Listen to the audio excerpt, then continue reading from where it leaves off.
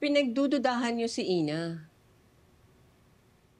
Pero sa ginagawa niyo, kayo ang lumalabas na kaduda-duda.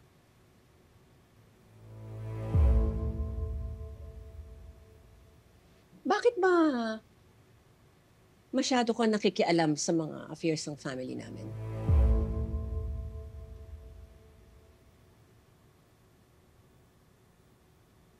Madam, kaibigan ko po si Sonia. Kaya nagmamalasakit ako sa inyo. Kaibigan? Paano ba kayo nagkakilala?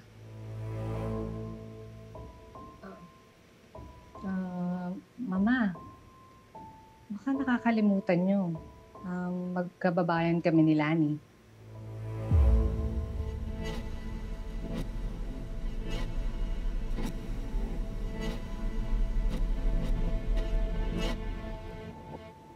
Madam, are you okay? You seem confused.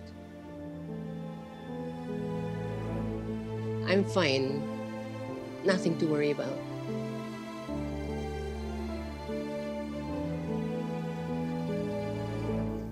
Dapat na ba akong kabahan? Inuunti-unti na kami ni Mama eh. Tinatanggal nila yung mga privileges sa Joanna at Yuan. Baka sa susunod, tanggalan ng karapatan yung mga bata sa mamanahin nila. Hindi naman niya gagawin yun. Kung normal ang takbo ng utak niya. Alam mo, baka nga tamang hinala ko eh. She needs to be checked by a doctor. Sasamahan kita. Bakit? Ano naman naiisip mo? Maybe she's ill. Ano ka ba? Malakas pa sa kalabaw yun. Pero paano mo naman naisip na may sakit siya? Hindi mo ba napansin kanina? Parang nawala si Madam Aurea sa sarili niya. She's very sharp. Pero bigla niyang nakalimutan na magkakilala tayo. Yung konsumisyon ko sa inyong dalawa, yun yung papatay sa akin. Here we go again. I knew it. What's new? We're never over this issue.